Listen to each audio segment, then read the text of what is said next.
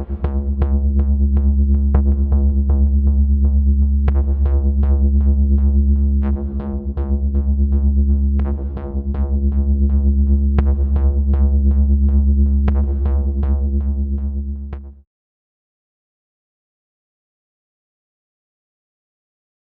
folks, I'm Spencer, and on today's episode of Cult Mania we're going to be looking at some creepy classic British TV with The Woman in Black. Ooh. Adapted from the Susan Hill novel of the same name and coming out after the stage show had first sort of debuted, this adaptation was directed by Herbert and aired on ITV in 1989. Plot follows Arthur Kidd, played by Adrian Rawlins, who is a young solicitor who's charged with sorting out the affairs of the recently deceased Alice Drablow. And to do this, he's got to travel to Crithing Gifford, a sort of small coastal town, and more importantly, he's got to travel to Eelmarsh House, the Drablow's sort of estate, which is out on a little island connected to the mainland by a causeway. And, I mean, if that doesn't already sound like a bit of a naff job to do, there seem to be spooky ghosts around Eelmarsh House. None of the locals want to go there. It's all a bit naff, really. It's not a fun time for anyone, and many spooky things start to happen. It appears that Crithing Gifford is not a good place to stay, especially if you've got children. It's all a bit bad, really. The film takes some stuff from the novel, introduces some of its own stuff. It might well take some stuff from the stage play. I'll be perfectly honest, I've never seen the stage play. I have read the novel though, and I have seen the other film as well. You know, the Danny Radcliffe one that's like lots of boo jump scares. I like that one enough. I think this is a better one. I'll tell you why now. You know the Drablow estate? Mr. Drablow was a China trader. He died out east. Now his widow has just passed away. The acting in the film, for a TV drama made in the late 80s, is pretty good. Rollins is a very likeable presence. You very much get the sense that Arthur is someone who looks out for his family, he's trying to do the right thing in everything he does, really. And, you know, you do get a sense that he's starting to get quite scared when he's in Eelmarsh House, and that it's sort of properly bothering him psychologically rather than just him going, ah. I mean, he does do a lot of going, sometimes to a degree that is a bit overacty, and the film really loves having close-ups of him staring, looking scared whilst being very sweaty. And those are a little bit over the top, and there are some points where he starts shouting, and he does some weird body movements, but overall, you know, it's a very solid performance, and it has to be because he's the only person on screen for a chunk of time. And that's not to say that, you know, the supporting cast are all very strong. You get a lot of regional accents that sort of vary. I'm not really 100% sure where Crithing Gifford is supposed to actually be, but again, that's sort of a classic bit of British horrorness. And, you know, all the locals are all like, ooh, outsider, you shouldn't be round here. They don't sound like that, but they say that sort of thing, and that's all very charming in that very traditional British way. You're to stay on and clear things up. Sort out Mrs. Drablow's effects and any documents. The film is visually very solidly made. It's very obvious that it is a TV movie. You know, there's nothing that's going to absolutely blow your mind cinematography-wise. But it uses, what it does have, it uses very well. It uses a lot of slow camera pans around rooms. You often have like a shot of a scene and it will just ebb and flow with whoever's moving. It uses these very slow sort of dolly tracking shots. You'll often follow Arthur through the house, almost like a presence behind him. Those work in a really creepy, very effective manner.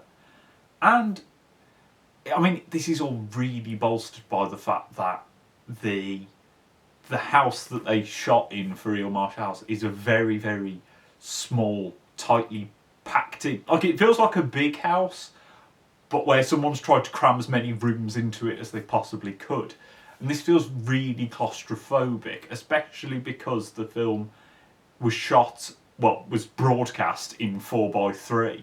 So it's all very tight, very, you feel like if something jumps out at you, you've got nowhere to run. And if you compare that with the house that they shot in for the Daniel Radcliffe version, that's very open, very big, very grand. And you feel like, if there's a ghost, I could just run round it. You can't here, you feel very trapped, and I think that works incredibly well. This new restoration also looks really nice. The film's very bleak in its colours, in part probably because tellies weren't going to kick out that much, but also, it's a gothic, spooky tale. So there's a lot of fog, a lot of grey, a lot of beige.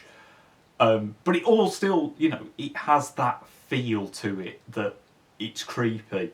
It is weird. The grass is very green, like very, very green. That's a weird thing, I presume, to do with the film stock they used. It was shot on 16mm. But overall, no, it's a very contrasty image as well. When I say it looks bleak, there are still lots of shots where, black is incredibly black. There are shadows that, blend nicely into the black bars at the side. There's no sort of washed out nature to the shadows or anything like that. So that does, again, it makes it very creepy, very unsettling. And I think there's just this, like I said, it's very much a TV thing. It feels older than 1989 in the way that it looks, and I think in the way that the story's told. And I think, in a way, that's quite nice. It reminds me of early Doctor Who episodes, sort of 70s-y, more than late 80s. And I think that really does give it a lot of charm.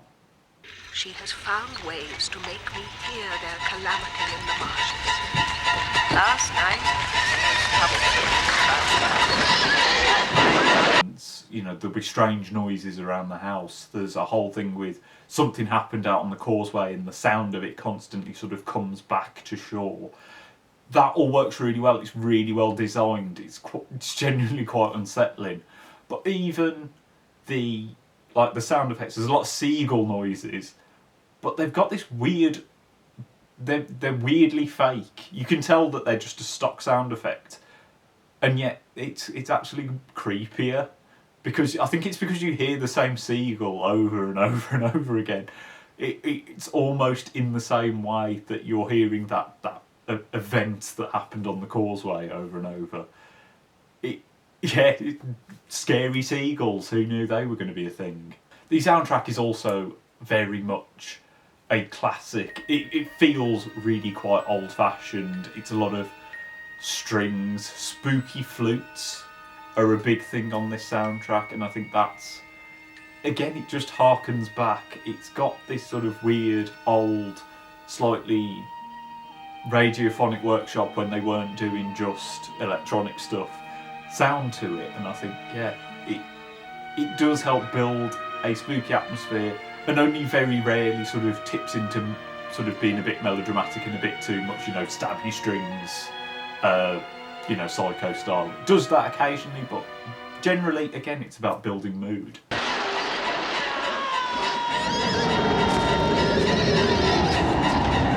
And all this brings me to, is it scary? The Guardian called this the scariest British film ever, or something like that. It isn't. I don't know if I'd call the film scary. You'll notice that I've said everything so far is unnerving, creepy. That's what the film does incredibly well. Especially when you are at Eelmarsh House. I don't know if the film manages to perhaps capture that when it's elsewhere. It's this sort of sense of dread, or that, you're in a house with something that you aren't sure even if it's there or not, if it's in your mind, if it's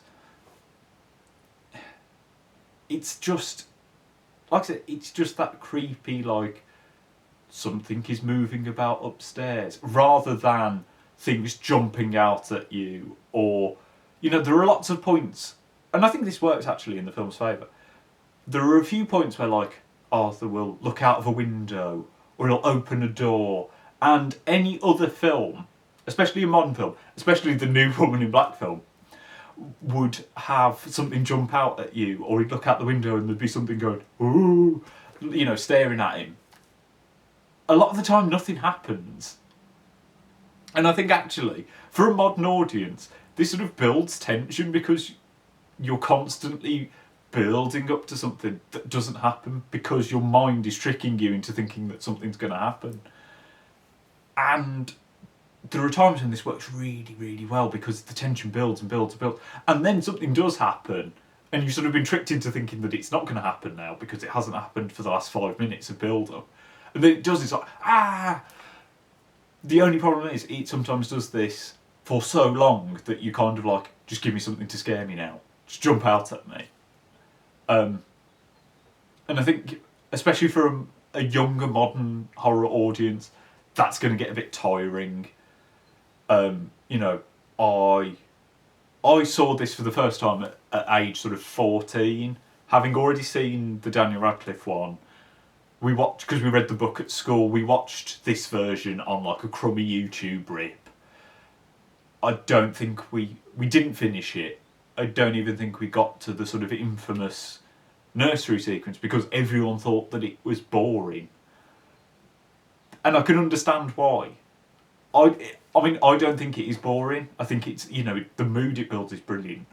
But there is that thing of, you have to wait for the big scares. And the big scares, when they happen, are really effective. They work really well. But it's because you aren't being bombarded with them. But if you're expecting that, you are going to be disappointed.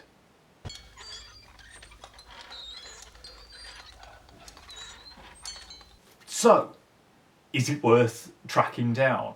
Yes, and it is definitely worth tracking down in this version because the film looks gorgeous, as I said. This has, I mean, it's got a little booklet about it, which is cool. It's got a widescreen version of it. They went back, they got the negative, which was shot wider than they broadcast it. So there is a widescreen version of it, which I'm very interested to look at. I do think the 4:3 really helps because it's creepier.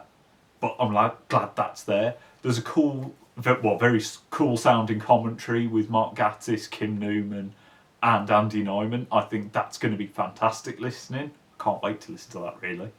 And no, I just think if you are a fan of ghost stories, a very traditional ghost story, the way that, you know, like BBC used to do them at Christmas or whatever, this is definitely worth tracking down.